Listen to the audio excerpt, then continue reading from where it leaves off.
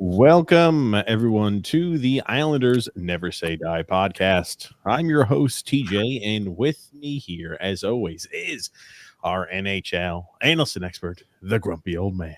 They say there's no shame in his game because he's always the same. That's me. Grumpy, are you a little disheveled? What's going on there, Grump? I'm completely shoveled. No, you look a little disheveled, Grumpy. Getting his mic all hooked up. He's popping his collar over there, Grumpy. Look at you go. Anyway, hey, you're looking spiffy, Grump. For those of you who knew, Jesus, for those of you who knew the channel, welcome. This is an All Islanders podcast that takes place every single Saturday at, you guessed it, 8 p.m. Eastern Standard Time. Now, again, we've been going on a little earlier than that all summer long, and we're trying to shoot for a 7 p.m. Eastern Standard Time start time. So, it's any time really between 7 and 8 on Saturdays. I'm sorry. It's not as, I guess, routine as it has been in the past, but we will have a more structured routine when the season begins. But we're in the summer. We're in the off season, guys. You give us a little leeway over here. I'm always running fashionably late, but you know what? I feel like it's better to start maybe 17 minutes earlier than we used to start than 40 minutes late, right, Grump? I have a headache already just listening to you blather on. You said 7 o'clock. You said 7 o'clock. 7 o'clock. 7 o'clock. I'm ready to go. 7 o'clock. Ready to go. Yes. 7:15. Ready to go. 7:20. Ready to go. 7:30. Ready to go. 7:40. Ready to go. 7:50. Ready to go. 8 o'clock. Ready to go. Isn't that right, Grumpy? I don't understand. Well, we were trying to put the baby down and take a nap, but it didn't go as we had planned, Grumpy. That's all. So anyway, that derailed. It slowed things up a little bit today. But so again, hold on. So now you're blaming your child. No, not the reason true, why you're late. Not true. You just did that. I'm just running a little faster than late. It happens. There's a culmination of things, Grumpy. But yes, for those of you who are new to the channel, this is an All Islanders podcast. It takes place every single Saturday, I'd say between 7 and 8 p.m. Eastern Standard Time. If you have watched this show before on Twitter or X, whatever they're calling it these days, you'll notice as of right now, we're not showing it on Twitter. We have to upgrade to a premium member or whatever to live cast. So maybe during the season we'll upgrade. I don't know. Right now we're in discussions, Grumpy and I. But you could still find this podcast, right? Anytime, any place you listen to podcasts like Apple Podcasts, Spotify, everything like that, etc. YouTube, yes, you could still find this on YouTube as always. You could still also find it on Facebook, right? So you could find this, the same usual places you can find the show. The only spot right now where it's not on is Twitter at the moment. Yes, but for today's episode, there's a few things actually to talk about. we've got a little fan confidence section to discuss here today. We'll compare those numbers to last year. We'll get a chance to take a look. But if you like this show, there's a few things I encourage you to do. If you like the podcast and it's your first time, or even if you've been here a few times, if you're not subscribed, make sure you subscribe on YouTube so you don't miss out on any of our content. And also, if you like the podcast and you like, if you like the atmosphere that we bring, the topics we discuss, the takes that we have, make sure to like the video too, because apparently that helps the algorithm. It helps get this podcast out to the masses. We do one more piece of housekeeping. We do also have a secondary podcast that takes place every single Sunday at 8 p.m. Eastern Standard Time. And again, that's called and the Grumpy Old Man. You could find that in the link in the description below, or as a featured page here on our YouTube channel. And what that is a show where myself, Grumpy, and the magnificent Son X talk anything and everything sports. So we talk NHL, we talk NBA, we talk NFL, we talk college athletics, we talk, anything and everything sports. European football, again, anything and everything sports on that channel. And again, it is going on tomorrow at 8 p.m. Eastern Standard Time, but maybe a little bit earlier than that. Before we get, are there any ads you need to read at the top of the show? No. Okay. Yes. So, yeah, they're in the middle, but good one there, Grump. But anyway, something I wanted to talk about. I'm not sure. Grump, did you happen to see The Athletic has been doing this for the last few years? They've been releasing the fan confidence in their team, as well as the public's confidence in certain organizations and franchises. Now, last year we kind of discussed this, and it was a big talking point. Just recently they released that data again, and it's a very scientific poll. You go ahead and go on theathletic.com. If you have a subscription, you go ahead and rate, okay, how do I feel about, our front office, right? How am I feeling about their roster building, their cap management, drafting and developing players? How are they doing on the trades? How are they doing in free agency? What does the vision look like for the team? And then they give you a total and overall ranking, and they rank all 32 plus teams there on that side. Right. And what they did was they ranked what, just hockey fans in general consider, and then what the fan base considers for these scores. And I'd like to just kind of do a rundown from top to bottom just to see where the Islanders fit out of the 30. What we're going to do first, we're going to do that. But I want to first, before we do that, I want to look at where we were last year to see, have we made any progress? Because that's important, right? Hey, if we were at the bottom of the list and we jump up to the middle of the board, right? Middle of the board may be average, but at least we're heading in the right direction. If we're at the top of the list and now we're at the bottom of the list, well, then that would indicate that things are, headed the wrong direction. But if we were, let's say, at the bottom of the list and we're still at the bottom of the list now, I'd say that that's probably not addressing the core issues that we have as a franchise. So I do want to take a look at what last year looked like and then what this year looked like, Rob. And one thing to note, once again, these are just fans. So they break it down to two ways: what the public's opinion is, and then what the fans' opinions are. Right, so they get a chance to say what are unbiased individuals who watch the game, for people who are not Islander fans, and what do the Islander fans think? And there's no executives, no other general managers or anyone affiliated with any of the teams. These are just, people who like hockey and what they see. So take it away from last year. Where did we rank last year? I'm just interested. So last year, let's pull this up here, guys. We were ranked, and now just to show you again, where is the bookmark on this type of item? See it in the top right. We tweeted it. This was done August 30th. I posted this August the 30th of 2023. So it took them a little bit longer to create this last year. Okay. I don't know what you have up, but this is last year's. That's last year's. Are you sure?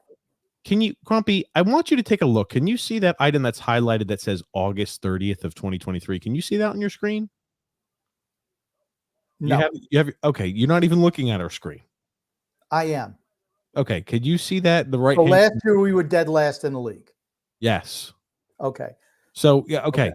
Yes, this was last year. Again, as I made sure to preface this, August 30th of 2023. This was our ranking. We're in 2024 now. This was 2023. So the 2022 year, right? It gave us our last year's impact. We were 28th. We were 30th. That's 2 years ago. We were 28th. 2 years ago, we were 28th. That's what I just said, Grumpy. I said Okay. in 2022, we were 28th.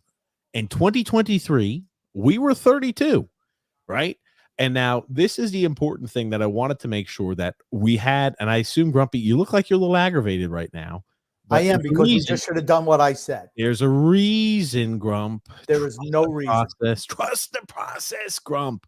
There's a reason for that. It's time for conspiracy. Okay, we got the cat over here. Sorry about that. Anyway, there's a reason I'm bringing this up here first, Grump, and I'll zoom in so it's easier for you to see there, because we can go one by one. What I wanted to do, I wanted to highlight where we were, and then I wanted to talk about how the sentiment of the fan base changed from 2022 to 2023, and then we're going to look at how it's changed from 2023 to 2024. So there's a method behind this madness, Grump. So last year, where were we? Fan base and the public for roster building, we were ranked a D. 31st by the public, 30th by the fan base. Not good on that side. You're talking about right at the bottom of the barrel. For cap management, we were rated a D- in 2023 from the public's perspective as well as from the fan perspective. We were rated dead last by both the public's perspective and the fan base regarding cap management. Not good. Drafting and developing players in the public's rank, we were 32nd in the NHL with a D-.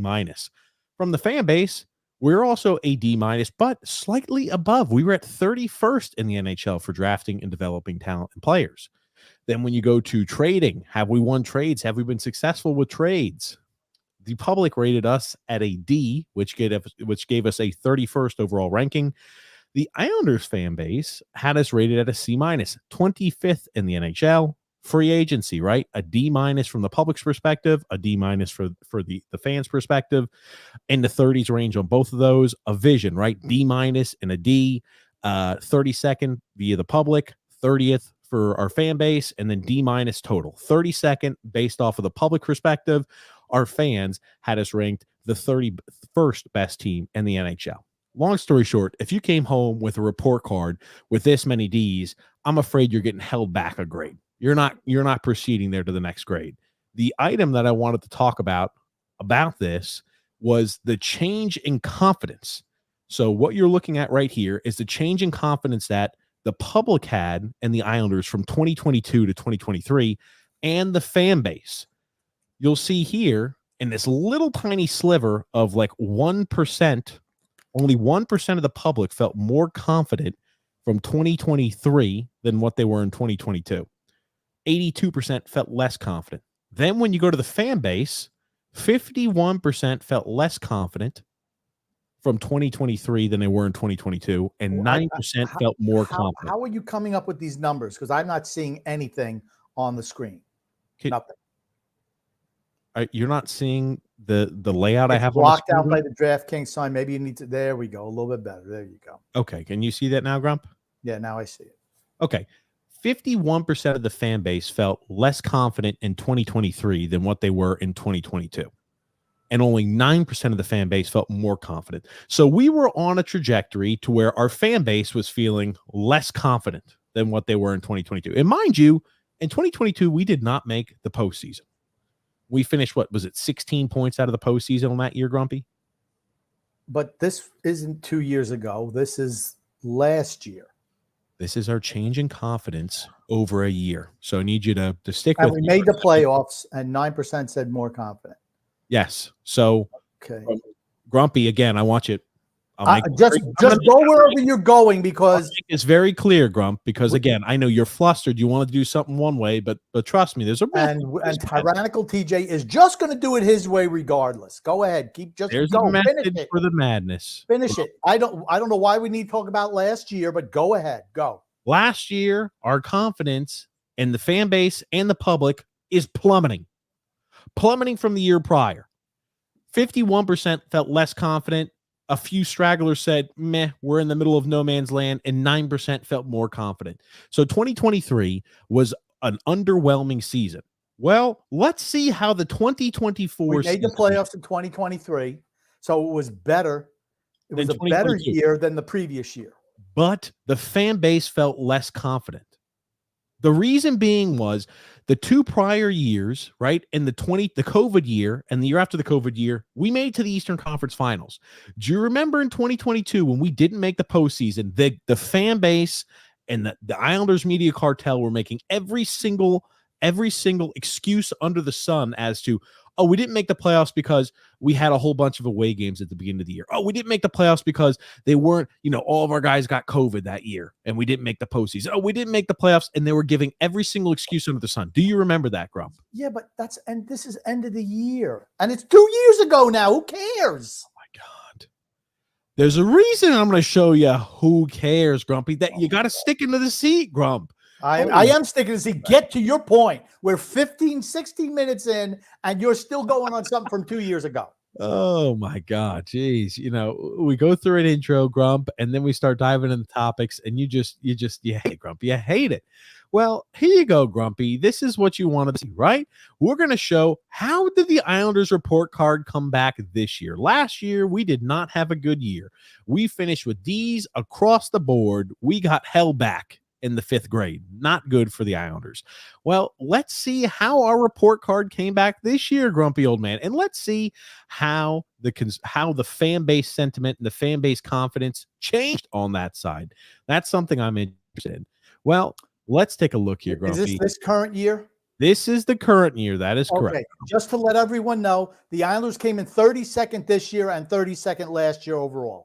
That's just to let everyone know, because TJ refused to do what I want to do, is to do a countdown, but he already showed what we were at last year, and now we're into this year. So, okay. So we are at the bottom again this year.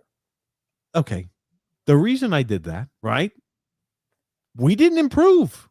Not at all. Shit. When you're 32nd in the league, you're not improving. Dead last from last year. The expectation is woefully low. You saw the fan base confidence was dropping 51% from the difference from 2022 to 2023. They're just freaking fans. Less confident. Well, guess what?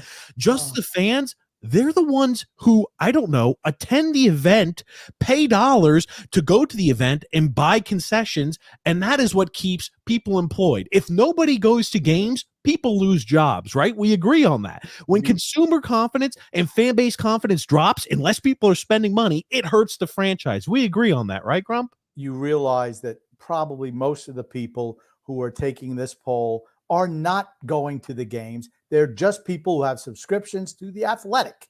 It does not mean that they're going to the games. They're just fans of the teams and fans of the NHL. Do you think for fans of the Islanders, there are people who, A, go to Islanders games, and B, have a subscription to The Athletic? Probably some. Sure. Okay, gotcha. Well, Grumpy, you're somebody who doesn't go. I am not a season ticket holder. Hold on. You don't. That's right. Did you vote in this Athletic? Did you cast your vote for fan confidence, Grumpy? Or no, you didn't? I did not. Okay, great. So if people would have known how I would have voted, it would have really skewed the numbers. So to answer your question, I'm going to say there are a pool of people who are the fans that voted in this section that attend Islander games or live on Long Island to where they could attend Islander games, that also have a subscription to The Athletic, that also cast their vote in this fan base portion. I'm going to say that there's probably an overlap, because if you're diehard enough to go spend money at the game, and maybe you have a subscription to The Athletic, and maybe you cast your vote here. But again, right, fan base sentiment is also still woefully down. Again, another year of dropping fan base confidence. Simple as that. We are a D-, 32nd in the NHL. Our roster building, let's take a look. Well, gotcha. We're still at a D on that. 31st in the NHL by the public and the fan base. Cap management. You'll be happy to know, Grumpy, we jumped up from 32nd in the NHL to 31st. So we did see a little bit of an uptick there. Drafting and developing players. Shockingly enough, our fan base actually has a lower confidence rating and the ability for the team to draft and develop than the public does. As odd as that may sound, we're dead last in the NHL for fan confidence.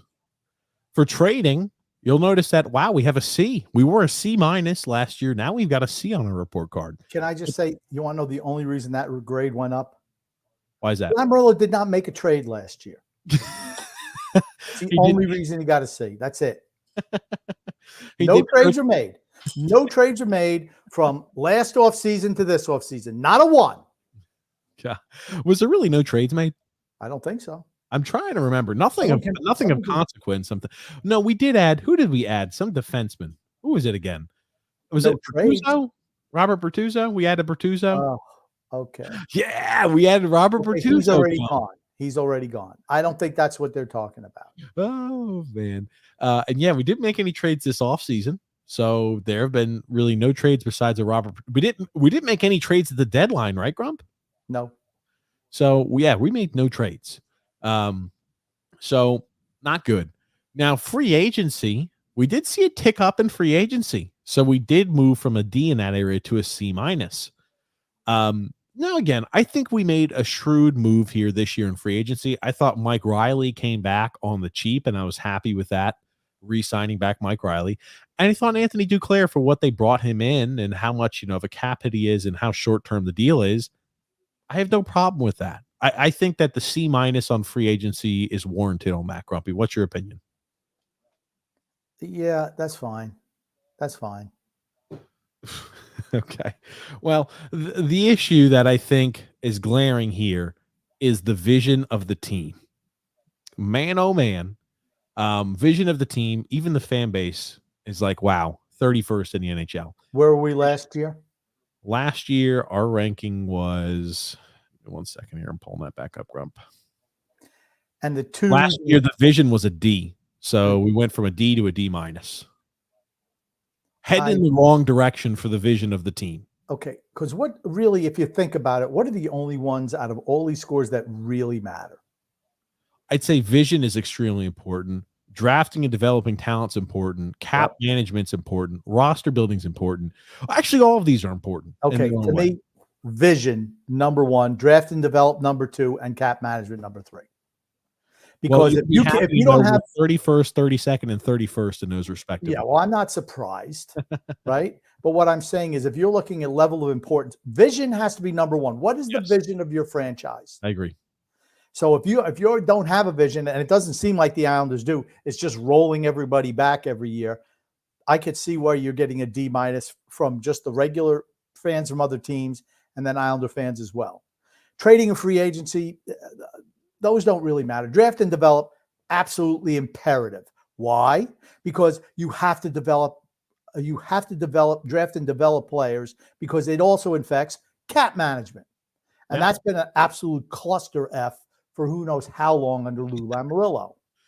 All right, there we are, 31st. I mean, I guess we're just kind of, if you're looking at it, we're 31st or 32nd. I don't even know who's 32nd in a lot of these things, but we were worst in the league again 2 years in a row. Yes. And the thing that is, again, trading, we didn't make any trades. That's why we got to see. No trades. Robert Bertuzzo wasn't even a trade. How many games did he play? He gave up a nothing. What did you give us? 7th round draft pick for him? Nothing. Yeah. The vision portion is the scary item. Now, last year, the public perceived the vision of the Islanders at 32nd, and the fan base had us at 30th. So now, again, we still remained at 32nd via the public's opinion, and now we're at 31st from the fans' opinion. So there's a method to the madness because I wanted to talk about the change in confidence over last year. So we just went over how from 2022 to 2023, fan base confidence was only 9% increase and a 51% decrease from 2022. Well, on top of that, 51% decrease in fan confidence, we're down another 34% this year. Now, we did see a fan base maybe feel a little bit more confidence, a certain section, maybe 20%. But overall, when you look at it on a scale of 100, a portion of people said, no, I feel just as confident this year as I did last year, which was not very confident. And you have fans that are feeling less confident, outnumbering the fans that feel more confident for this upcoming year. Now, in the public perspective, not a single percent of the public feels that the Islanders should feel more confident going into this year than they were last year. But the fans feel more confident now. No, they don't. They 20% feel more confident. But 32% feel less confident. and the remaining portion feel not more confident or not less confident. This is a really stupid thing because if we have to go through all this way just to explain it, you're 26 minutes in, and this chart makes less sense now than when you started. How does this make less sense? How do you not understand this? Go to the comment underneath because this is the one I want to talk about. Oh, how do you not understand this? I don't understand. The fan base, a certain portion of the fan base feels more confident, but a larger portion of the fan base feels less confident. So the overall confidence again this year, it dropped last year, and again it dropped again this year. Maybe I just don't like the way that they put it because it makes no sense. It makes perfect sense. We dropped in fan base confidence significantly last year. Why don't they just give us the actual raw numbers? Because that would be actually easier to digest. It's to give us a year-by-year comparison. The year-by-year means nothing. Because it means nothing to you, but there's a reason. 20% say they're more confident. 9% said they were more confident last year. Now it's 20%. So they've improved. Over 11% of the fan base is more confident than last year, right? No, what are you, Grumpy? That's what I said. It makes no sense. Let's move on. Go to the question. Stop. We got to explain this so you understand. I don't understand. We're talking about raw numbers, right? We're talking about an increase and a decrease. Let's say there's 1,000 voters every single year, Grumpy. If we saw, from last year, 51%, you have a portion that voted the year prior, and now there's a new portion that voted in 2023. We don't even know how many votes they had. They don't even tell you the numbers, the raw numbers. That's why those numbers get skewed because you don't even know how many participants from the team aspect there are. We have no idea. That makes it difficult. From my perspective, makes it difficult. Because let's say only 10 or let's say only 9 people responded this year, or last year 45 people responded. There's a difference. That's why percentages don't work. Raw numbers work because you're not talking about the same people year over year. You're just not. Gotcha. That is I think a just criticism there on that side. The portion though is you're seeing year over year. Last year we saw fan confidence drop. And again, overall, we saw a certain portion increase, but a larger portion dropped again.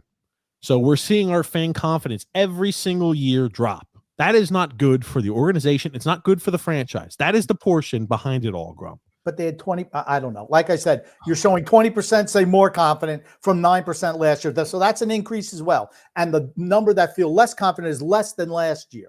All righty. Gonna go over this one more time. Hopefully we're gonna understand this here, Grump. I need raw numbers. Raw numbers is what I need. They give us just a percentage to make things really simple. It means nothing to me. It means nothing to me. We don't even know how many people responded to this. A change in confidence over last year. You see that? 51%. This was from 2 years ago now. This was our 2023 numbers. So the 2023, they compared it based off of the numbers that we had in 2022. So from 2022 to 2023, 51% of the fan base felt less confident, 9% felt more confident. So we dropped from 2022 to 2023. Yes, there was a 9% increase. There was a portion of the fans who felt more confident, but a 51% of the fan base who voted on this poll felt less confident. And then we went to this year, where again, we had more fans felt less confident than felt more confident. We are seeing our fan base confidence drop every single season. I don't even think that's the way the question is worded, first of all, because they're not asking compare it to last year. They're just saying right now, what do you feel? We need raw numbers. There you go, Grump. Change in confidence over last year. Do you see that, Grump? So we got better. We got way better 1 year over the last. Are you nuts? We had 20% who were more confident as opposed to 9. 34% who were less confident. And we're 51 the year before. So you understand they used the last year's numbers. I don't know what they use. I don't know what they use. I don't know what they use. Can you read that? What does that say? Change in I want you to say that. Change in confidence over last year. Please just read that aloud. You don't know how many people are actually. That is correct. You don't know the raw numbers. It's nothing. It's useless. It's useless. Go down to the comment portion at the bottom, please. That's what I want to see. I want to see the comment because I want to see what the fans think. The ones who actually talk about it. Okay. That's more important to me than we don't even know the raw numbers. Like I said, they could have 300 people. It doesn't take a lot to understand how to understand. 45 do it this year. I don't know why you're being purposefully obtuse, Grumpy, right now. It's driving me nuts. It's dumb. It's dumb. It's not dumb. You're just not I think you're ignoring the fact. Please. bring up the comment that was underneath this year's particular show. Have a ball, Grumpy. Here we go. Lou doesn't have as much magic anymore, but his era has been the most successful of my fandom, so I can't vilify him. This is the big one. That's number one. First of all, how old is this person? 15? I don't know. But what does it say? You can't vilify him because this team is shit and you're used to having shittier teams. This is the type of fan that I always go after. Just happy to be an average shit team, a team that's right stuck in the suck zone. Maybe we make the playoffs. Maybe we don't. We're never going to win anything. Just maybe make it to the first round of playoffs and get steamrolled by Carolina year after year after year. That's what this particular person is all about. Okay? To me, I want to hear what the people have to say. Now, this guy here, he gives them a plus grade. A plus grade for what? Because you're measuring how shit the team was in the past? Shouldn't the goal be to win a Stanley Cup or at least compete for one? Because that's not what we're doing. And here's the next one. The Islanders are locked into core pieces of their current roster despite seeming to be far off from actual cup contention. This team feels destined to finish 16th in the league and has a ceiling of winning a single playoff round. I would say maybe a single playoff game. The lack of direction is unnerving. That's the positive was the first question. That was the positive Islander fan. You can't vilify him because Garth Snow was the previous GM. That's all he's saying. But I would say that Lou Lamoriello has been an Islanders GM over the course of his career here. I would give him a C+ grade. It's again, as they always say, it is the bigotry of low expectations. Because expectations have been so low because we've had shitty GMs in the past that, well, I guess we should go ahead and use this context of shitty GMs and compare our new GM to a bad GM. No, you should look around the league and see what are the other GMs for other teams doing, because right there's a pool of 32 active GMs in the NHL. What could our GM do compared to these other GMs that are available? That's how you look. You don't judge based off of, well, we had a GM 10 years ago that was pretty decent, so we're going to compare him. Oh, yeah, Garth Snow was pretty shitty, and so was Mike Milbury, so he's been so much better than those prior two GMs that we've had over the last 2 decades. So Lou Lamoriello has been a huge success for that reason. Then the writer of the article says, it's impossible to deny the impact of Lou Lamoriello. I'm sorry. It's been a negative impact. The team started the first year under Trotz. You notice their points have gone tick, tick, tick, tick, tick, tick. Then they didn't make the playoffs 2 years ago. Then they made the playoffs, and then they stagnated again this year, right? So to me, he's done nothing. You could maybe culturally, as it says here, that from a cultural standpoint, maybe he's had an impact. Big deal. I could care less what the culture is. I care about the winning. And but here it is. But it does appear the fan base, they want for a successor to take the Islanders to the next level. I don't care who your next GM is. This team is done. Patrick Waugh is going to have to do a whole lot of work to get this team up and running again. Oh, man. Okay. Are you done, Grumpy? I didn't know if you want to cover any more of that, Grump. Are you done? I'm done. Yeah. So long story short here, fan base confidence year over year continues to drop. That simple. Just does. You go all you want. We don't know. We don't know because we don't have the raw numbers.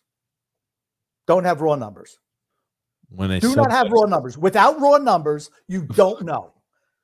You don't know. When they preface it, Grump, and they say the change in confidence over the last year. What does that mean, Grump? It means nothing to me without the raw numbers. Because if you have 10 people responding this year, maybe it would tell you fan apathy because maybe they've given up on the team so much. You know what? My team sucks so bad. I'm not even going to take this quiz. I don't care. And so maybe it's decreasing even more than what we think. It could be. We don't know without the raw numbers. I'm just saying, based off of the fans who voted this year compared to the fans who voted that last year, we saw an overall decrease in fan sentiment and fan confidence from this year, from last year compared to what this year was. An expectation for this year. More importantly is looking at all the fans, the whole conglomerate of fans. We're going to get a big fan base going. We're going to put up 1 billion Twitter polls. Well, We're going to figure out, and we're going to pull the entire fan base. They use all of the NHL fan bases. Well, they have a portion that does that, and then a portion Zero. that our fan base. That's bigger. I don't care about our fans. Well, I do. I don't. Here's the reason I care about our fan base, because guess what? Those are the fans that pay to buy merchandise online at the store, go to games, go to these events. Those are the fans who put the dollars and back Malkin and Ledecky in the franchise. Our fan base does that. Nobody else's fan base does that unless they're seeing it. Hey, I'm traveling. We're going to go see an Islander game, and we're in town on Long Island or in New York. I think there's a portion of this fan base that's absolutely delusional. Those are the ones who spend the money. The people who are fed up, they're not spending the money. The delusional ones will spend the money. That's why I think it's better to look at the overall, how everyone around the league looks at us as an absolute failure as an organization. Well, no, I think for the fans who spend money, they're only fans who spend money. People who watch hockey games that don't support Islanders are not going to buy Islanders items. What is it? I don't care if fans spend money on a jersey or you want change. The only thing and the only color the ownership group ever sees is green. This color right here, Grumpy, the color you're wearing on your shirt. If less people are backing with their hard-earned dollars this organization, that is a good way to get immediate change. It is. Do you disagree? If you continue to see that, oh gosh, our revenue's dropping year over year, and oh man, we're not seeing the same results that we saw prior under Lou Lamoriello. You think ownership says, hey, Lou, keep it up. We're seeing revenue drop every year. You're doing fantastic. Good job. Attaboy, Lou. Or you think they say, fuck, he's not doing the job. How do you think they look at that, Grum? I think if the whole league looks at you as a failure, that should be eye-opening.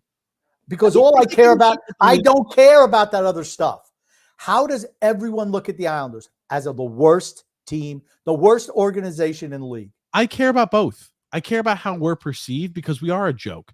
The perception on unbiased fan bases on us is the true indicator of where we lie. But when we see our fan base aligning with the third-party unbiased fan bases, that means that we are a team without vision, a team with poor cap management, and a team with poor roster construction. That's a problem. We're dead last in all of those areas, pretty much. We're from 30th to 32nd in the NHL in all of those areas, the three big key ones, and drafting and developing players. That should be eye-opening. That's a big problem. And it's going to lead to an absolute catastrophe in the future for the Islanders franchise. It just is. Okay. I don't know. I don't think a fan poll means anything. I don't think, like I said, without the actual raw numbers, you really don't know. You don't know. That's why raw numbers are so important. You can manipulate data any way you want. I don't disagree with that. I don't disagree that you can manipulate data any way you want. But if they're asking the same questions year over year, and then they're compiling how this year's numbers came back compared to last year's numbers, I don't know how much manipulation goes into that, Grump. I would say very limited. They didn't ask any additional questions or any new questions. Asked the same exact questions asked last year. Same ones. And what they do is they pretty much take a barometer. Okay, are we seeing the fan confidence increase or decrease as a whole compared to last year? Oh, gotcha. We saw it decrease again. But it all depends on the numbers of people who are actually taking the test. I don't disagree with that. I don't disagree with that. But again, and what from the information we know, unless you go back to the same people every single year and they all answer, then it would mean something. But when you Johnny answered this year. Well, Susie did it last year. She chose not to do it this year. Jack is going to do it next year, but he didn't do it last year or the year before. Who knows? I don't know how they exactly do it. That's true. Again, we don't know, right? All I'm going to say is the information that we've been provided, that is a little worrisome, I'd say. I know you don't care about how the fan sentiment is and the fan confidence is, but the fans are the ones who pay the dollars to watch the team and support the team via buying merchandise. And when that's down low, I could tell you one thing. I haven't bought Islanders merchandise in a while. Not going to. Not under this regime. I won't. You want to know who buys you? Because the warden buys you Islanders merchandise. What Islanders merchandise has the warden bought me? She'd get you extra big shirts. Okay, if I get a Christmas present from the grumpy old man and the warden that has an Islander shirt on, I'm not buying that. You guys are buying that for me. But here's the thing: the warden, who's not a fan at all, has spent money on that merchandise because she knows that her Okay, son happens to like that team. fair enough. I had Fair to enough. say to her, "Stop buying him all that Islander stuff. He has so much of it." I don't need any more Islander stuff, Warden. If you're listening to the show, I don't need any more Islanders things. I can wear an Islander thing for every day of the week. That's just yet another kink in your argument as to why or whatever's happening. Yeah, grandmas and moms and dads buying it for their buying a Christmas grandchildren. And you know what it is on Christmas morning when they open it up? They say, "Fuck, another Islanders shirt." No, I'm just kidding, of course. But yes. Anyway, I'll say this, right? Fan base not very confident, right? We can agree on that. 32nd in the NHL, dead last. Fan base is not very confident in the Islanders currently at the moment, and neither is the public. 32nd, not good. Again, a lot of it is based on, like, Florida was number one in this year's poll. Why? Because they won Stanley Cup. Of course. So, it's a fan poll. It's a fan poll. And that's why I wanted to stress at the top, it's a fan poll. Yes. No executives, no writers, just people in the street, hockey fans. I think they matter, though. I think they don't matter. Matters. I'm not saying they don't matter, but I'm just saying hockey fans on the whole are more important than Islander fans in regards to how the team actually is, because they don't look at it through rose-colored glasses by any stretch of the imagination. If you look at Columbus, are you saying that Columbus, and you can pull up Columbus, would you say that Columbus is, wow, they're much better now than they were? I love this team, Columbus. There's a room for optimism because they've got a new GM, Don Waddell. But that's my point. But this poll was done before he even got the job. Not true, Grump. Not true at all. Okay, the results came out after, but not true. Columbus is rated 28th. So as much as, oh man, and guess what? Philadelphia.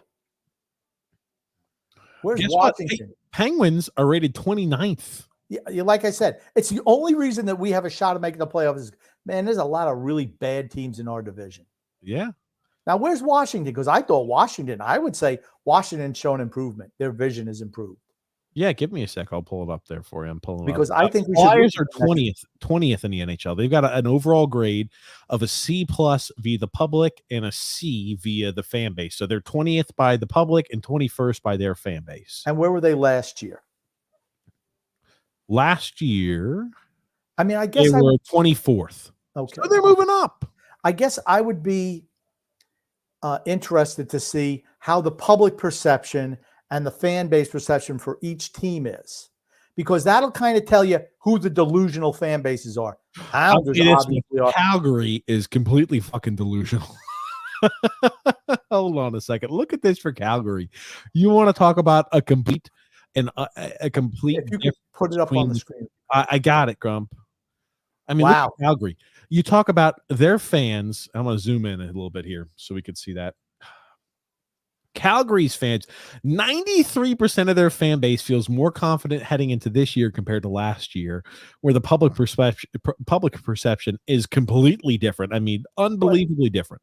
Look at the comment. Look at the comment right underneath. There's a reason for cautious optimism. The team is finally committed to a rebuild. And that's what happens. Eventually people are, thank God, we're not chasing after our tails for another 10 years. We're going another direction. And that's the reason why their vision for the fan base, right? You look at the public, the vision is, oh man, what are they doing? But guess what? The fans know that the rebuild was needed. And as soon as they do that, you see that, okay, gotcha. Our vision's changing. We're starting to make trades that align with the new vision we have, and it starts to raise your score. Simple as that. But yes, there's a complete difference on that one. That's all. But Washington is they've got to be high, Grump. Washington is, I mean, on this list. Oh man, Grumpy, they're number 15.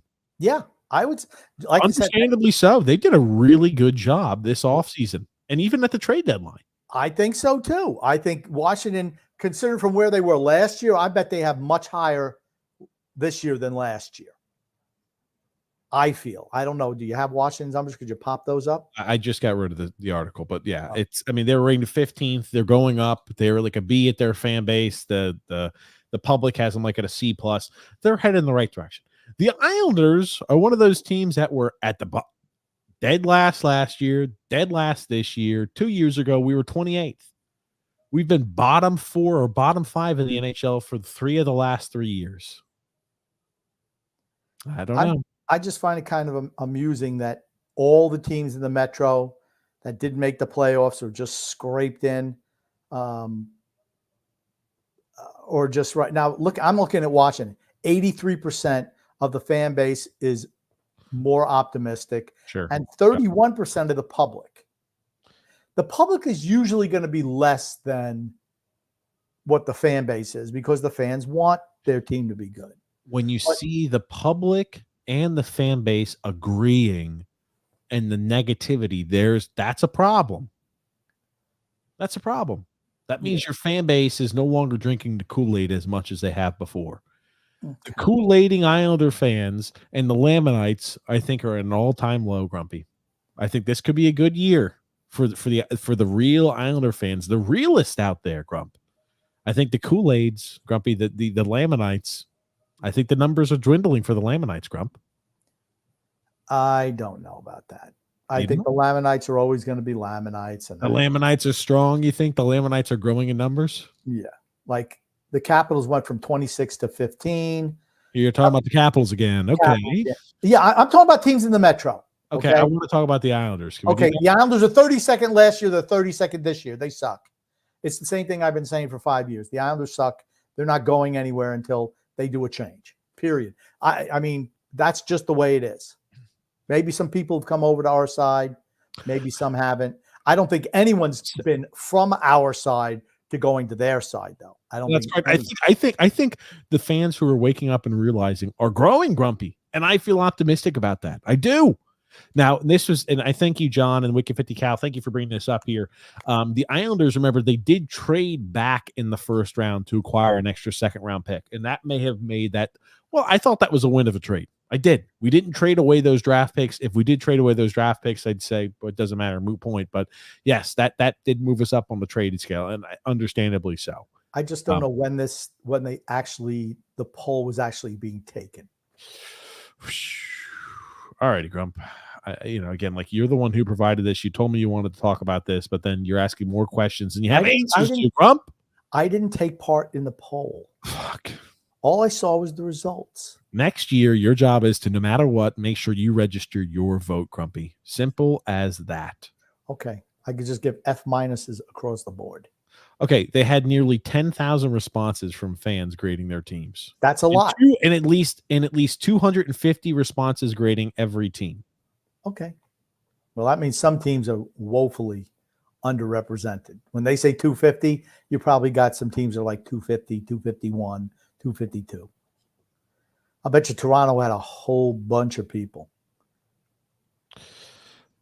I'm trying to read here. Yeah. Now, Carolina dropped from 2nd last year to 8th this year. Well, that's what happens when the expectations are high and you underperform. And you've performed year after year after year. That's what happens. They had to make a whole bunch of tough decisions this year. Yeah, and this offseason has not been off to a good start for them. Offseason's over. Offseason's over. It's over. They maybe got some moves still left in the tank, just like the Islanders. They've got a whole bunch of trick moves they're going to make right before the training camp starts, Grump, in October. I'm going to say Carolina is what they are. The Islanders absolutely are what they are. I would agree. Oh, man. Okay, well, let's do this. Let's read our ad. We're going to get in some comments as well here. Today's podcast is brought to you by DraftKings. Do you know the beautiful thing about being a sports fan? There's only like 2 days the whole year without a game. Just 2. And with so much happening and so much action, it makes just about every day game day at DraftKings Sportsbook. It's super easy for first-timers to get started. Try betting on something simple and picking a team to win. Go to DraftKings Sportsbook app and select your team and place your first bet. It really couldn't be easier and any simpler. I'll tell you, as you get more and more complex, and as the gambling, bug continues, you could go ahead and then start adding same game parlays. You can bet, hey, if you're going to be really in tune with, hey, I think this NFL team, this is going to happen, or hey, with this MLB game, I think this pitcher is going to go 6 innings. You could start adding a whole bunch of bets into one game as a same game parlay and increase your payouts if you really know what's going on. And if you're new to DraftKings, you got to check this out. New customers can bet $5 and get $150 in bonus bets instantly. Download the DraftKings Sportsbook app now and use the promo code THPN. Again, that's promo code THPN for new customers to get $150 in bonus bets instantly when you bet $5. Only at DraftKings Sportsbook. The crown is yours. If you have a gambling problem, call 1-800-GAMBLER or in West Virginia, visit www.1800gambler.net. In New York, you can call 877-8-HOPE-NY or text HOPE-NY. In Connecticut, help is available if you have a gambling problem. If you call 888-789-7777 or visit ccpg.org. Please play responsibly on behalf of the Boot Hill Casino and Resort. You must be 21 years or older, but age varies by jurisdiction. Bonus bets expire 168 hours after issuance, and deposit and eligibility restrictions apply. See terms and responsible gambling resources at dkng.com/base. So, yes, there it is from DraftKings there, Grumpy. Matthew DiBernardo, Grump. What's up, boys? Grump, if your wife is the warden, does that make TJ the Gestapo? Grump for Islanders GM. Yes, that's exactly what it makes him, the Gestapo. Oh, God. Oh, thank you there. John Smith, Grumpy. Does TJ have a day job? And how many times has he been written up for being late? That's a good question. I do not have a day job. You do have a day job. I'm kidding. Of course I've got a day job. I'm never late, always on time. Charles Dittmer, Grump. What's up, guys? It's been a while. When's the call-in show? We should do a call-in. Good question. We should. I need to get like some scheduled appearances from some of the people that we talk with every off season as well. I've been slacking on my side. So I need to prioritize getting that all planned and set up for the future Saturday shows that we have. It's in the works. You realize it's just about time for preseason. So maybe you just won't want to do any of that this year. No, we've got some time. I think we could do it. Ponyboy Curtis, Grump. Grumpy, I have a question. Does the Duclair signing move the needle for us or put us over the top? It does not move the needle. It does not put us over the top, but I still think it was a good signing. I mean, 4 years at what, 3.1 per? He is what he is. He'll pot some goals, but at the end of the day, I don't think it's much of a needle mover. Sorry. I don't think it moves the needle much. Maybe it makes our first line more explosive. Maybe we score some more goals. That's okay. I don't have a complaint with that. I just hope the more goals we score on the first line don't pale in comparison to the drop-off we have in the second line potentially and Brock Nelson. That towards the tail end of last year, his play really struggled under Patrick Waugh. I understand he had more points per game, I believe, at that point. He was obviously noticeably not hustling back. He was looking like lackluster in a 200-foot game. He's in his early 30s. I just hope that, right, this is a contract year, so hopefully he puts in a hell of an offseason, really trains hard, and tries to push forward towards a career year and a contract season. I would love that, right? Wouldn't it be nice to see Brock Nelson put up a point-a-game pace for the first time ever, Grump? Yeah, that's what he's going to do at 32, 33 years old. That's what he'll do. Okay. Sure. It would be great. I say it would be nice. It'd be nice. Not probable, but yeah, sure, it would be great. Highly not probable, Grump. But Charles Dittmer, Grump. Grumpy, TJ has a kid now. He had an excuse. There it is. That's right, Charles. Thank you. He said had an excuse. Update on the Fantasy Football League. We will be doing one. It's still too early yet to. It's not that early. You realize there's only 2 more preseason games to go after tonight. 2 more weeks of preseason, really? And then the season starts. Really? Yeah, really. You already started preseason, huh? Yes. Thanks for. Hey, I'm sure you're all prepared for the TJ and Grumpy Old Man show tomorrow. Thanks. Hey, I'll get prepared tomorrow, Grumpy. Sure. sure. Okay, I'll tell you this though. Yes, we will be doing that. Probably drafting the last week of preseason after the preseason games are done, because you hate to see a guy tear an ACL, blow a knee out, or tear a shoulder in a preseason game. Okay. And you draft a guy But early. just in case you haven't noticed, the NFL, none of the teams play their starters in the preseason anymore. I haven't Nobody. watched any of the preseason games, so I don't know Well, that. you haven't missed anything. Nothing. Absolutely nothing. You see a whole bunch of walk-ons from Mount Union bashing They- each other's heads in, huh? You hear how many head coaches? Nope, none of our quarterbacks, none of our wide receivers or running backs are going to play at all during the preseason. At all? Not at all. You just hope they don't tear something during practice. Okay. That's right. Matthew DiBernardo, he says, well, what with the NBA salary about to skyrocket, upcoming $76 billion rights deal, what are your thoughts on Bettman? I can't help but think the NHL could do as well if the league would market the sport. It will never be as popular as basketball or the NFL or the MLB. It just won't. We've tried marketing the sport. I think it's tough for an average fan to watch. And most average fans, when do they watch? Playoffs. They like seeing fights. They like, it's just like NASCAR. People like to watch for the crashes. They have reasons they watch. They like the physicality of playoff hockey, but they don't usually watch it all year long. Grumpy, do you think marketing could help the sport? What are your opinions on that? No. Hockey, unfortunately, is a niche sport in the NHL. Why? Because you can't play it everywhere. I mean, you need to have ice to play hockey. Yes. It's expensive. It's not like, you got every elementary school has a hoop, basketball hoop that you can play. I mean, the same thing, football, you can play in a field, baseball, you can play in a field. You can't do that with hockey. And I just think it's unfortunately, that's what it is. It's fourth out of the big four. And I don't think there's anything really you can do about it. No, I think that the potential upward movement for that is capped, and just for the reasons you'd mentioned. It's not like you can get a whole bunch of young kids like, oh, great, we're going to go ahead. I mean, if you want to practice, right, you got to buy the ice time, right? It's not like that for soccer. Oh, you just go out in the field and kick the ball around, right? Like, it's not like you're like, oh, let me go jump on the ice out home. No, you got to go to the skating rink, and you got to pay to get on the skating rink to do that. It's too expensive for an everyday person to play. It's a big commitment monetarily, and it's the reason why you'll never see a huge influx of new children that are like, great, we saw youth hockey increase in double this year because of this moment or that moment. There's just unfortunately a barrier to entry that prevents that. Bruce Harper, Grump. I have a question for the man who looks constipated. That's probably me. What is your opinion of the new arena? I've never been, but I hear it's wonderful. Goodness gracious. And you pick any seat you want most nights. Oh man, I tell you, it'd be nice, Grumpy. We do have to make it one day up to UBS Arena. I want to do like a little field trip at some point, tour a bunch of stadiums. I think it'd be fun, like for a week or so, get to see 7 games and 7 nights, something like that. I think it'd be fun. Oh man. Oh gosh. Now this is a good one. Now Drew did send us a meme. He sent us a few memes here. I'll go ahead and pull these up on screen here first. This is by Islanders Den. I like this.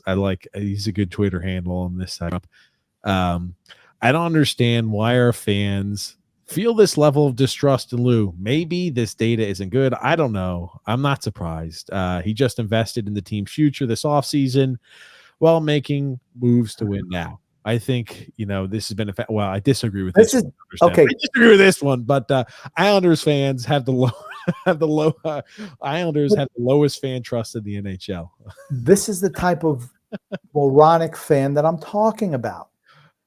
I will say though, on this, okay, even the most Pollyannish fan that there is cannot say this has been a fantastic offseason. Maybe if you compare it to all of the other Lou Lamoriello off seasons added up. Yes, maybe. That is right. It is the bigotry of low expectations. What did I say? It's bad because you always fear the worst rooting for the Islanders. Like, I was fearing going into the draft, okay, we're going to trade away 1, if not 2 of either the first or the 2 second-round picks we had. The fact that we didn't, and we traded back, I looked at that as a win, and I thought it was a win. I thought that was a step in the right direction. Who is the only person who predicted the Islanders would keep all 3 of those picks? I think Phil's Facts said that. It was me. It was. Okay, it was you. To be fair, it was you, Grump. But yes, so again, I do think, right, like at least this, I will say, I don't get why we're surprised. He did invest in the team's future while helping the team a little bit for the now by bringing in Duclair. But here's the thing. I think the fan sentiment and the fan confidence is so battered because they see the writing on the wall. Fans do. And we need to commit to a full-on rebuild. You want to see the fan confidence meter jump up, the vision would completely change and the perspective of the fan base would change if we committed to a rebuild. I'm telling you that. Simple as it. Simple as it is. Just because prior rebuilds haven't worked doesn't mean that future rebuilds won't work. But I do agree that, yes, we did increase the team's future by actually using our draft picks, and we brought in Duclair for free on a cheap deal with limited term. So that was a win, at least in that offseason. But the thing is, the team is so far gone. That's the issue. I think this offseason we improved a little bit, and I liked what we did, but so many years of mismanagement of the offseason in years past are catching up to us. That's what hurts. If you use this offseason as an isolated incident, thumbs up, no problem. But it's a culmination of a whole bunch of failures that are starting to compound, and we're starting to really see what that did. Drew L. said, today's podcast should be retitled to TJ and the Impatient Old Man. He was impatient earlier. I thought so too. I just wanted to make sure it wasn't wrong. Grumpy, everybody notices it, Grump. Here's what they notice. You are not very creative, and I am, and you just go with your dull shit, and you just suck the life out of the conversation until I just give up. Grumpy, your failure as a host affects me. Jesus Christ. You're here to feed me the straight lines, and I take it from there. I keep on telling you that. You don't believe it. Okay, Grumpy. Get off your high horse, all right? This is, Drew said, what TJ wanted to say to Grumpy after he didn't understand the report card comparison. Oh, God. Oh, my God. You're a fucking moron. That's the nicest way I can put it. You're a fucking moron. You're a moron. Right back at you, Grump. There it is. That's what I did want to say. If you didn't understand my report card comparison, Grumpy. Simple as that. You're a moron, Grump. Anyway, continuing along here, Grumpy Old Man with a few comments. And thanks, Drew, for those memes as always. Goon Goon, Grump. What are you bold bastards' thoughts on Brendan Burke's triumphant return next season? TJ, who is Jackie Gleason? I think TJ can actually answer. Jackie Gleason and the Honeymooners. Dude. Yeah. What was the name? What was the name of his character on the Honeymooners? Ralph Cramden. I can't believe you got it right. Ralph and Norman. And who? Norman. No, I was just going to give you a nice compliment. Who was the tall, skinny fella? His name was Edward Norton. Not Norman. Norton. That's it. Norton.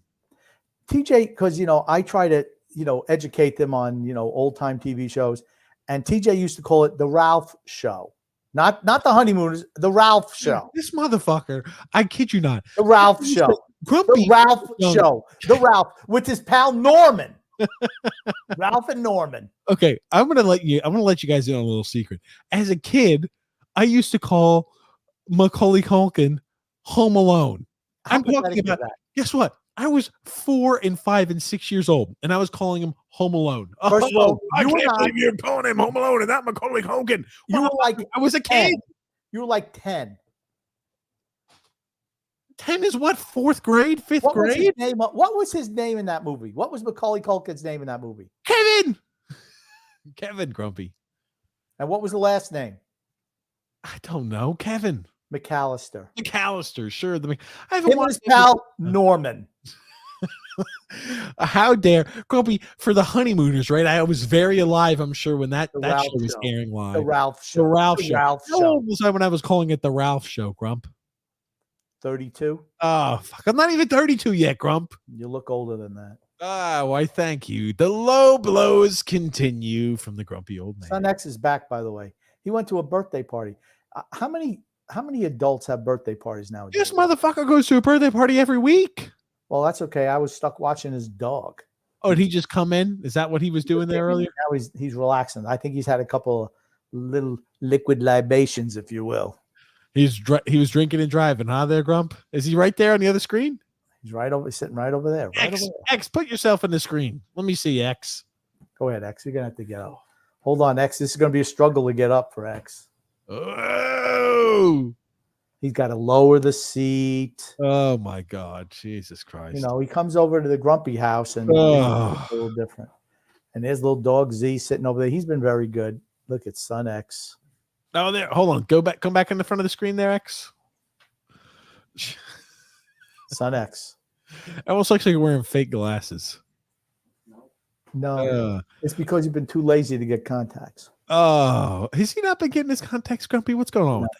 Don't worry. His mommy's going to make him get an eye doctor appointment, a physical appointment, and a dentist appointment.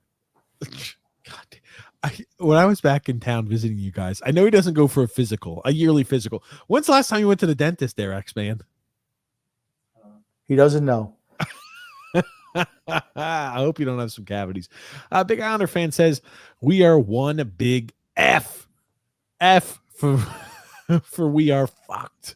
As a Big Islander fan said, I'd be fine with an F grade too. The vision, honestly, vision should be, I think D- is the lowest it goes, but honestly, vision should be an F. If we can give an F to one of those categories, vision absolutely should be an F. No doubt about it. We're in no man's land and going there fast. And again, it's only going to get worse before it gets better, unfortunately. Drew L says here, these report cards tell me that there's actual Islander fans that have 2 working brain cells. Hey, that's good to see. Flex crew, Grumpy. After the draft and free agency signing, not plural, singular, my confidence in the team direction and management went up dramatically. Well, again, like I get that, and I understand standpoint too. I wouldn't say I increased dramatically. I did like, though, that we didn't trade away our draft picks. That was a plus, and we got Duclair on the cheap for a contract with not much term. I think that was a positive. Simple as that. I do agree with those 2 items. But unfortunately, all of the years of mismanagement in the past are starting to compound now. As you had all of those long contracts and all those guys are starting to enter their 30s, you're starting to realize, oh gosh, things aren't looking so great. That simple. Rick Rock, Grump. I just want to say here, Rick Rock, he's quite the philosophizer, if you will. He Rick says Rock. The athletic thing is complete and utter gobbledygook. My Islanders' competence is very, very simple. What can be unburdened by what has become. Ooh. Okay. Quite the philosophizer. As White Goodman would say. Yeah. I mean, like, again, like, yeah. I mean, like, it's, as Islander fans, right? Giving up. It is what it is. And when you resist what is, that's when struggling begins. That's when suffering begins. When you try to resist what is. So Rick Rock, just like Milo Brownie, has taken the approach of saying, well, it is what it is. I can't do anything to control it. I'm not burdened by, the consistent failures of the organization. Whatever, just is what it is. Can't do anything to control it. I wish I had that much impulse control. I wish I did, but I just don't. I wish I had that control over myself, Grumpy, but I don't. Flex crew, Grump. After this year's draft and free agency, my confidence in the team direction and leadership went up dramatically. Oh, this looks like a continuation from the other comment. Solid draft using all our picks, signed a solid free agent without overpaying, and moved on from the veterans. Now, I do agree that those items are true. I wouldn't say my confidence has increased dramatically with the team direction. A little bit. Because here's the problem. Lou Lamoriello is still the GM. That's the problem I have with it. If Lou Lamoriello is removed from GM and we got a new GM who comes up with a new plan, absolutely, I think my opinion on team direction would drastically change. I think it's headed a little bit in the right direction, but I think we're still teetering. Because here's the thing. Would you be shocked, Grumpy, if Lou Lamoriello came out after the first month of the season and said, hey, we're offering Brock Nelson a contract extension? I wouldn't be shocked if he said something like that. I just wouldn't. My expectations for him to fuck up are so high that I wouldn't be shocked at them doing anything at this point. First of all, Patrick Waugh is now running the team. That's why we did what we did this offseason. It's not a measuring stick on Lou Lamoriello. That dipstick has been dumped into an empty engine block for way too long. Engine seized up. Now we got ourselves a new engine known as Patrick Waugh. Patrick Waugh. Okay, sure. I think any decision that is made has to get an okay from Patrick Waugh. Yeah, because you think Lou would just be okay being neutered like that. Anyway, He is. This is his last year, and Patty was taking over. Matthew S says here, "What's up, guys? It's been a minute. What's up, Matthew S? I know we haven't had a few shows. Yeah. We haven't had a few shows in a while, but yes, we're back." Christopher C says here, "We deserve those grades. Any fan who believes in Lou isn't a true Islanders fan." Now, Christopher has come over to our way of thinking. He did not used to think like that, remember? He was always super pro Lou Lamoriello and pro Islanders. Yes, that's what I'm saying, Grumpy. Hmm? Starting to see the turning of the tides, Grump. Flex crew, Grump. I don't think Lou is fully in charge anymore. Thank you very much. I hope so. think Wah has a huge say in everything going forward. So that alone boosts my confidence in the franchise from a D- to at least a C+. That's what I feel. I feel everything that was done this offseason had to get the okay from Patrick Wah, because he's taking over the team after this season. He's going to be the man in charge. Oh, goodness gracious. I've been pretty adamant about that from day one when he signed. Right? Right? Is that fair to say? You have. Okay. Has anyone else thought that way? Anyone in the Islander sphere? You're wrong. Phil did. Phil absolutely did not. He absolutely did not. He did not. No, Grumpy. He still doesn't even believe it now. Grumpy, we have that on recording, Grump. You're wrong. Phil wrong. No, I'm not wrong. What do you mean tell me I'm wrong? I'm telling you, you said that, but also so did Phil. I was there for that conversation. It was on this show. We did it. I said it the day he was signed.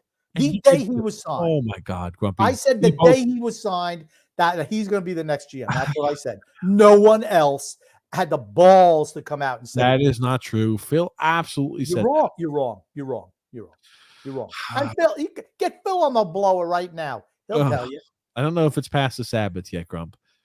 Freedom, Fun, and Adventure. He says, well, party boy TJ finally found time to do another show. No show, TJ. Grumpy, did you put on weight from all those meals TJ treated you to when he visited? You know, I didn't. Matter of fact, X, I don't know if you noticed the refrigerator.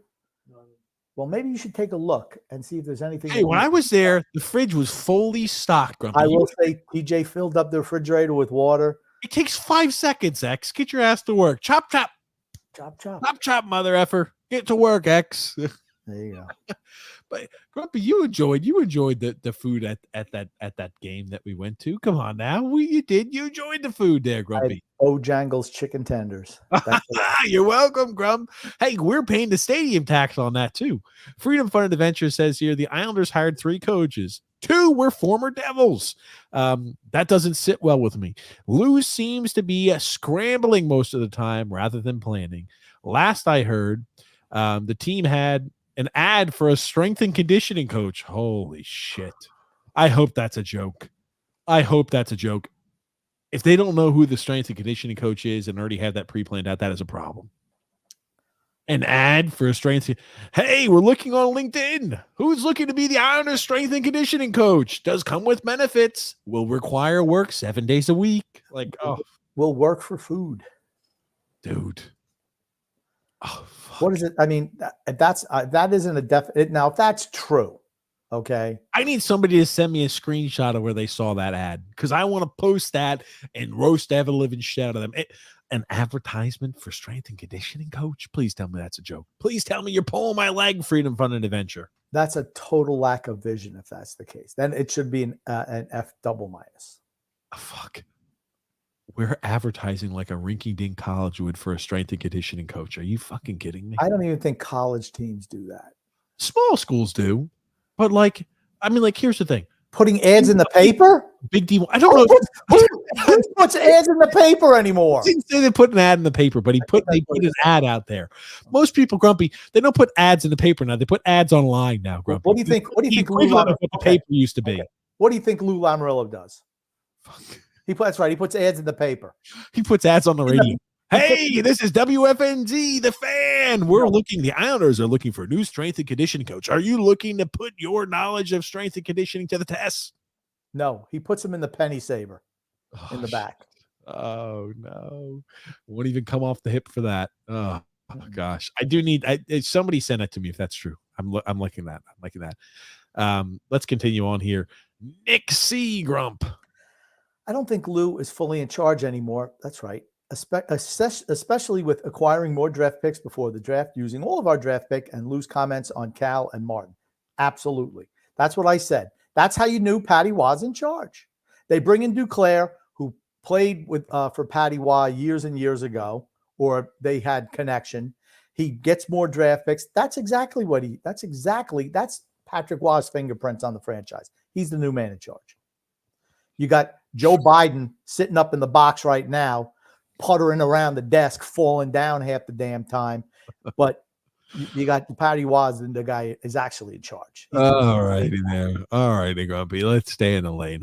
Drew L. Grump. I love the very brief description of why this team is ranked last. It's basically, well, we know Lou is clearly senile, but we'll say it in a nice manner.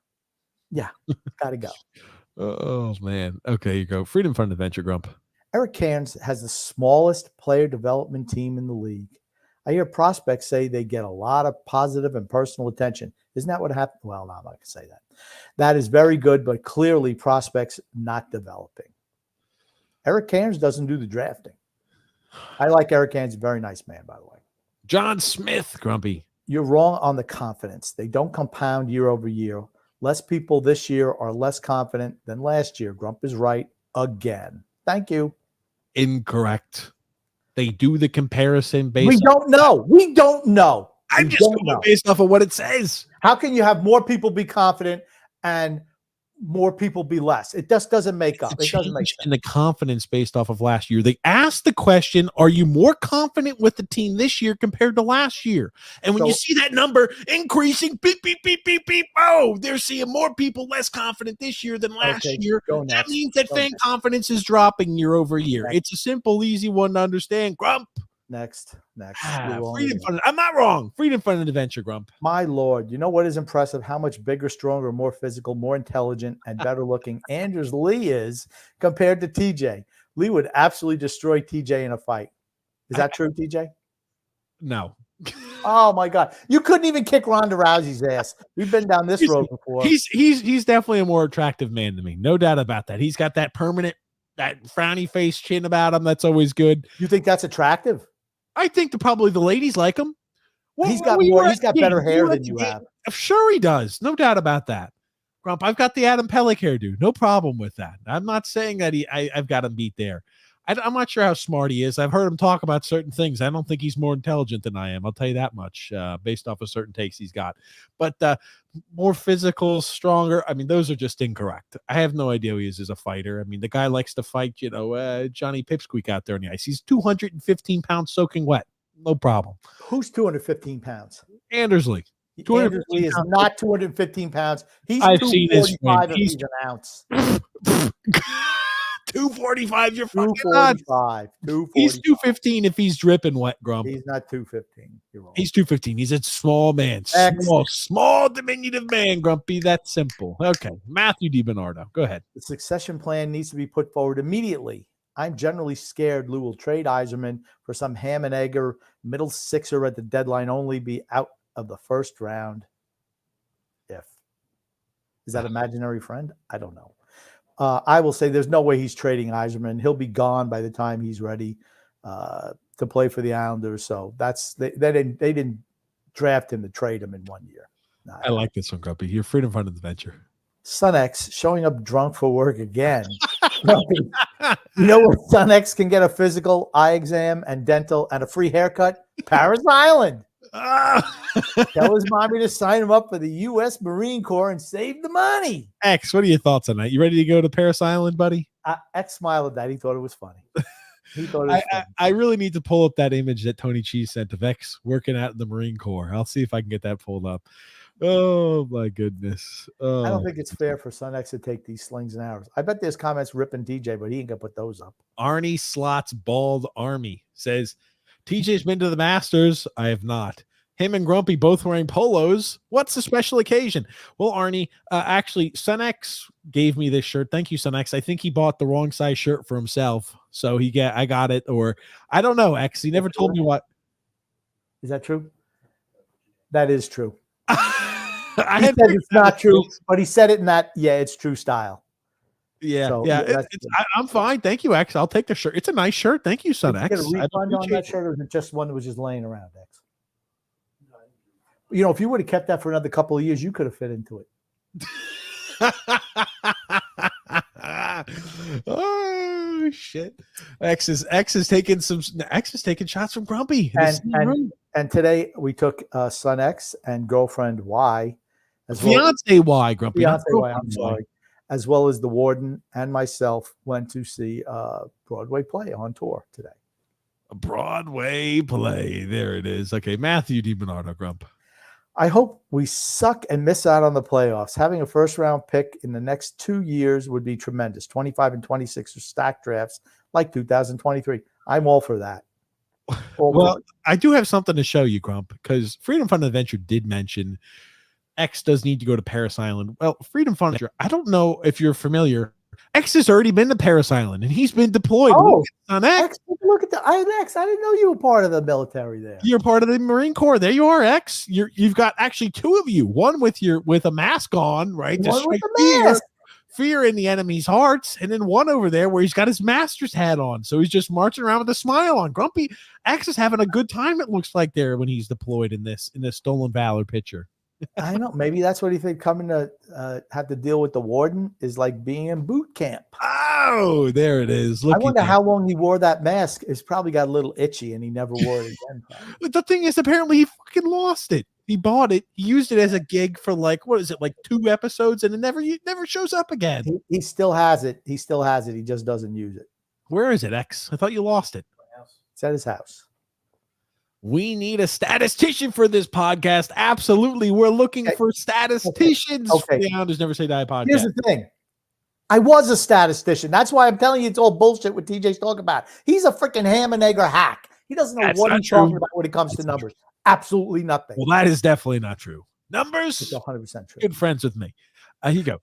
2 minutes of pessimistic also says here, JK, aka says here, I don't think that the public's view of other fan bases are not as informed as the team's own fan base is for their respective team.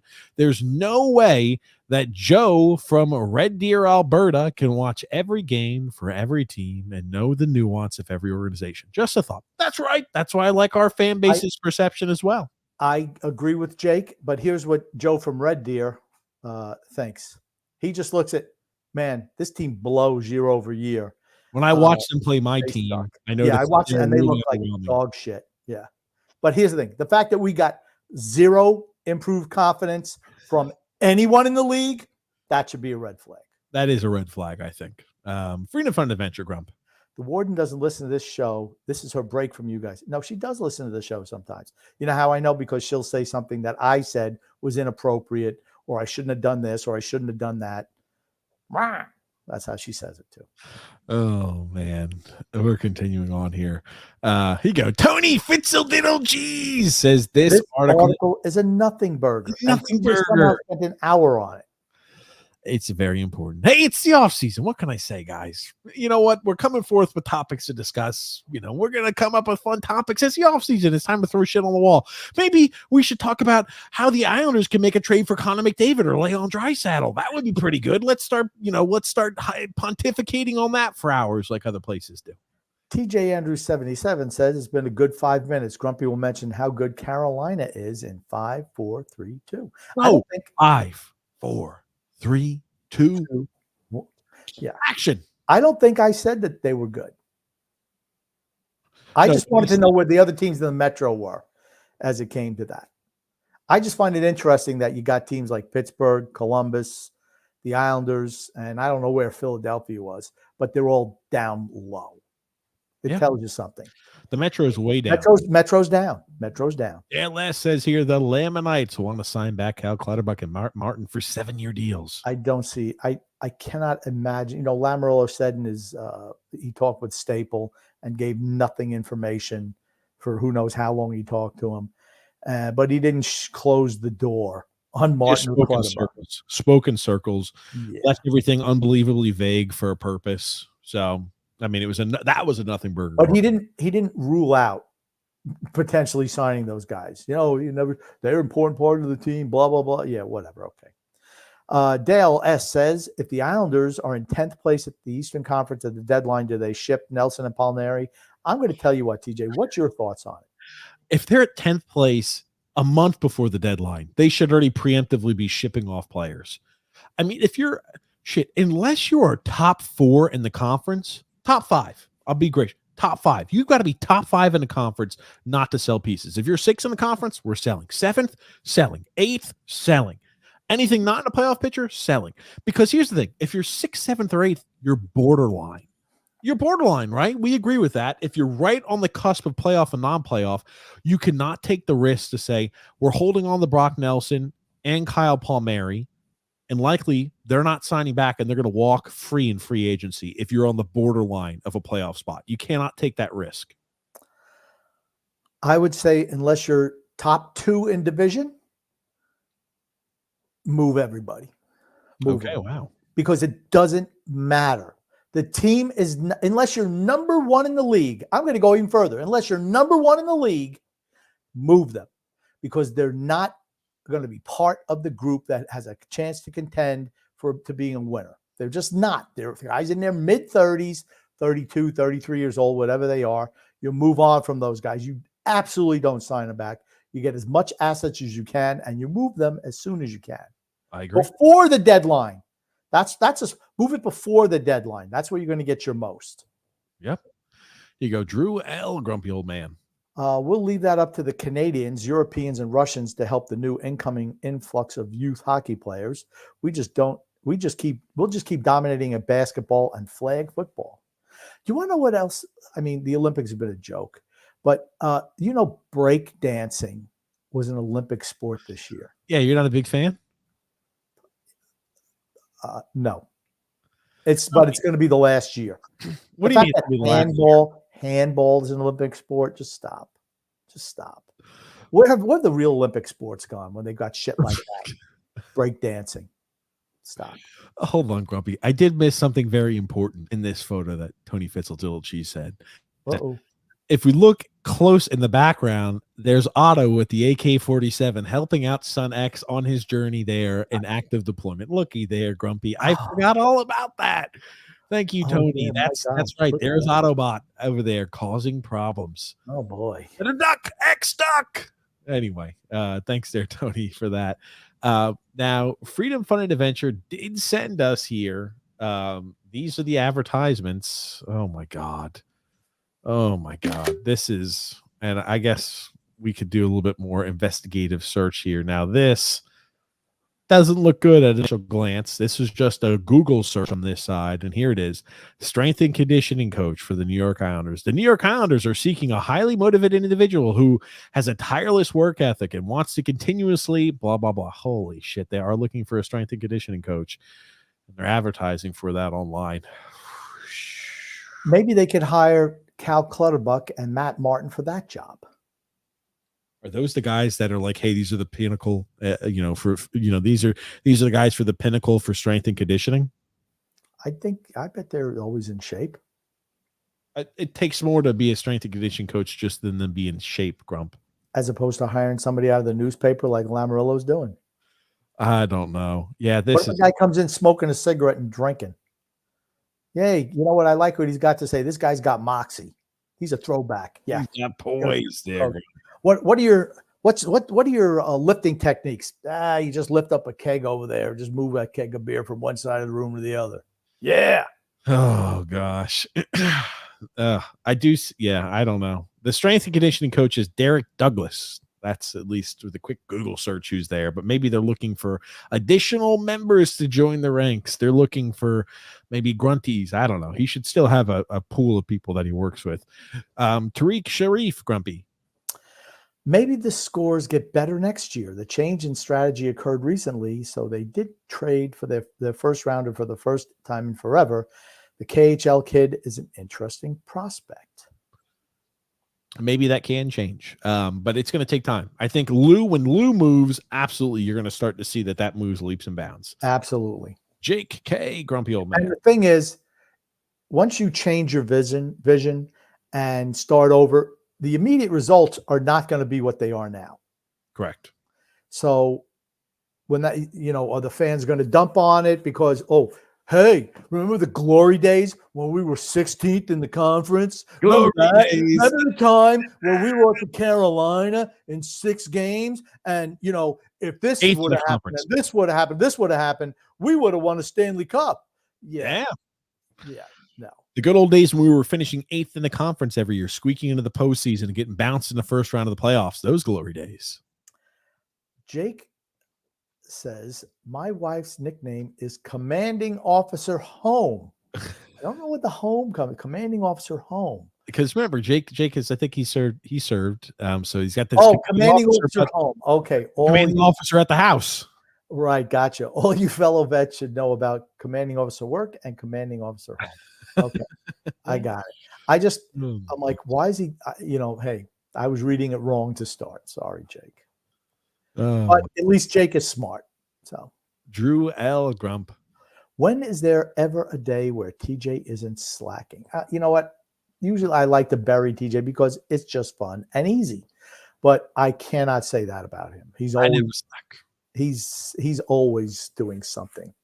Freedom Fund Adventure says TJ works at a bar called Manhandle. That is correct.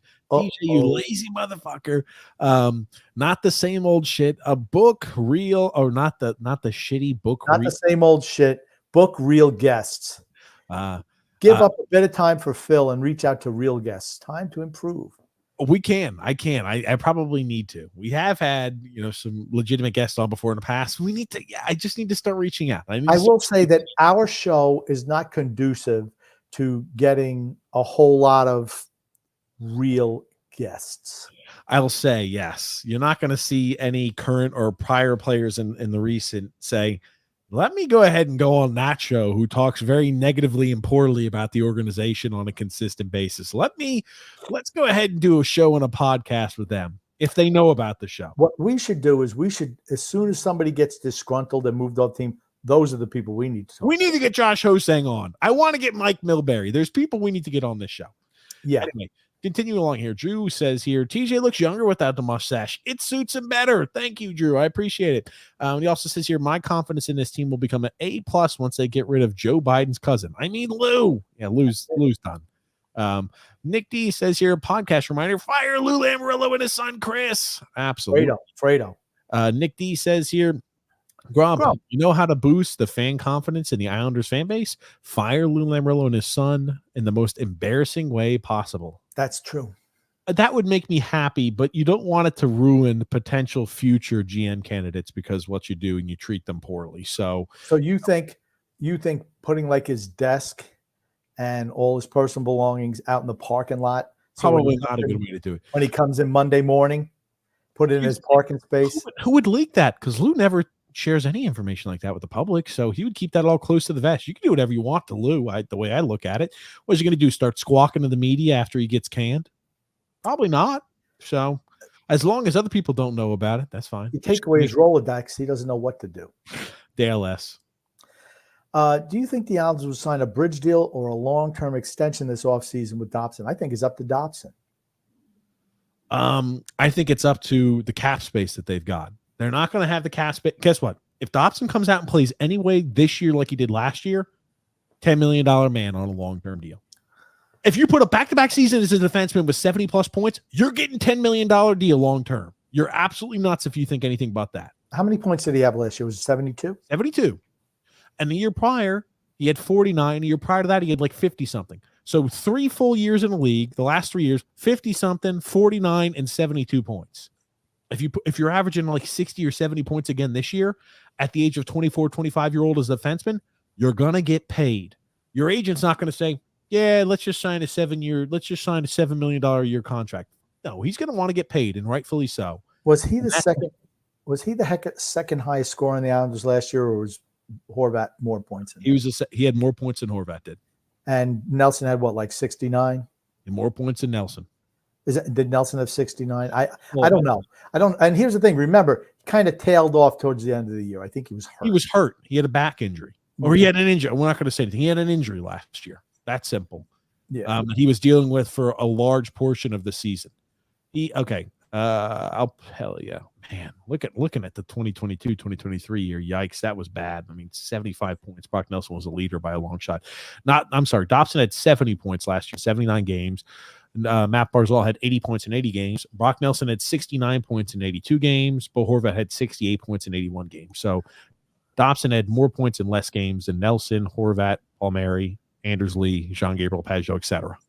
Second on the team in points. Okay. Yep. If this matters anything, he had the second highest plus minus. Shockingly enough, Romanoff had the highest plus minus on the team because he played with Dobson. Could have had something to do with it. Anyway, a PowerPoint driver, 24 points of those coming on power play. Think about this. Even strength points.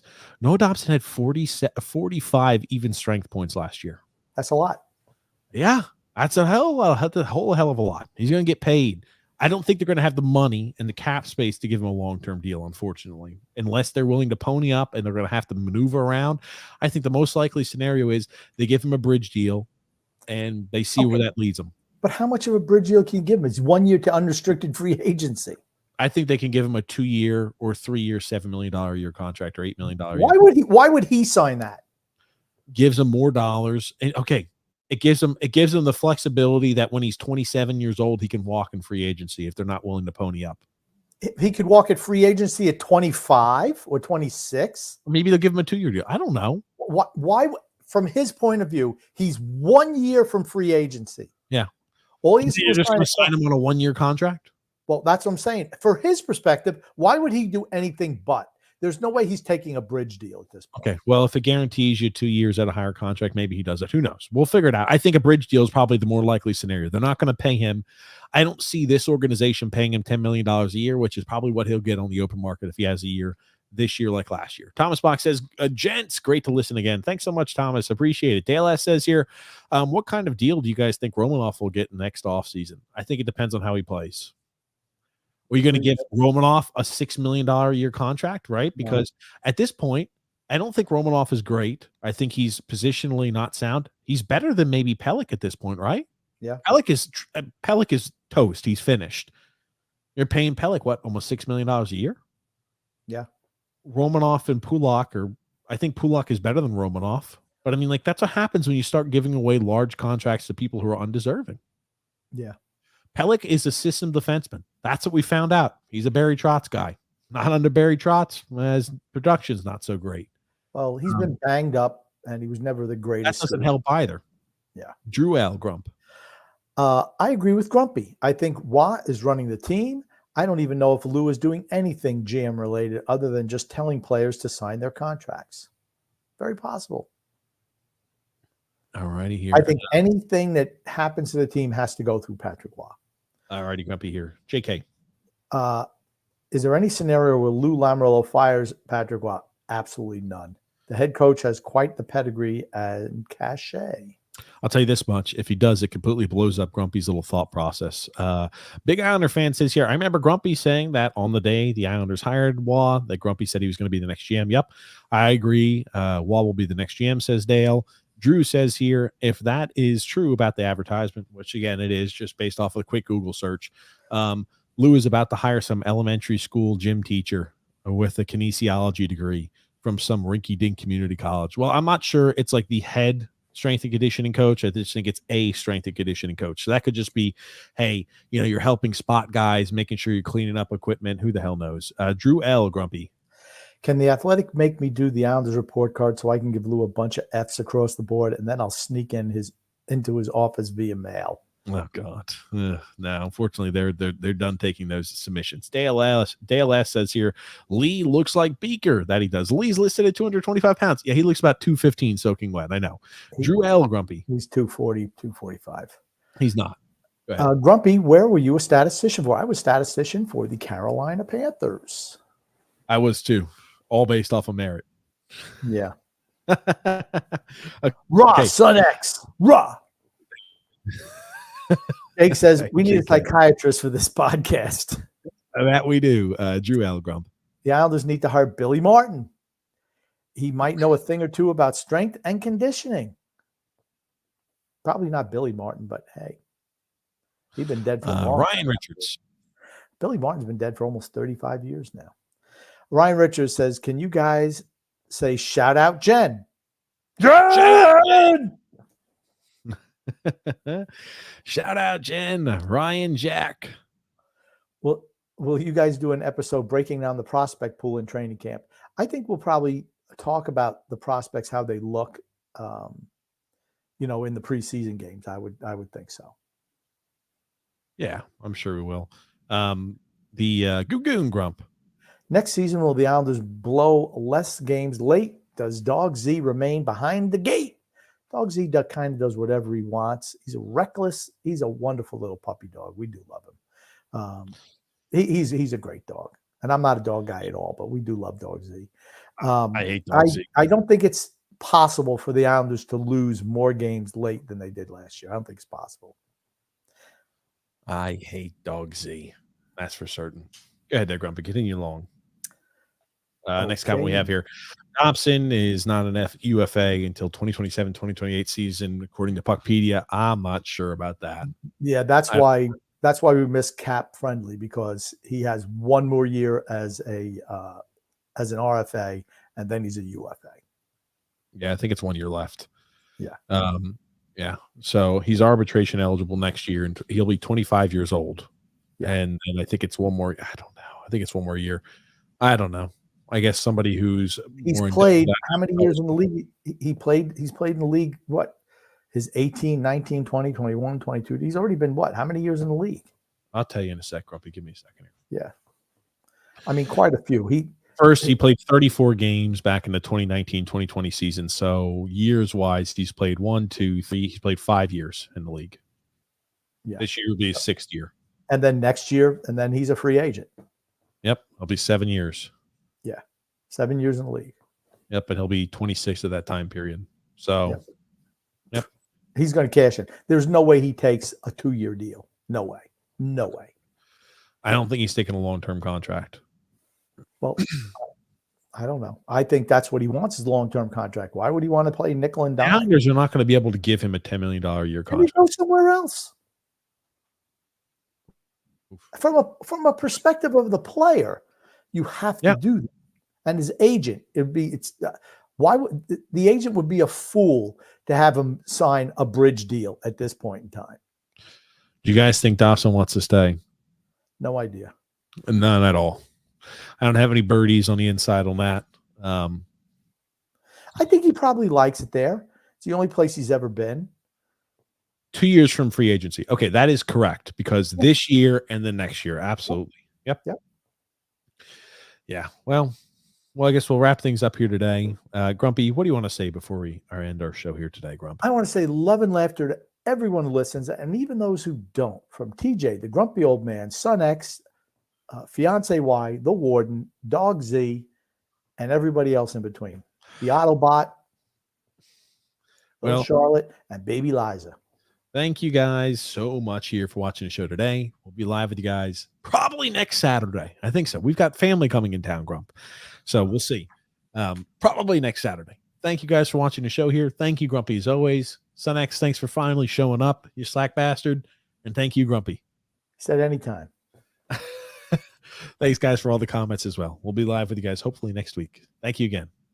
My pleasure.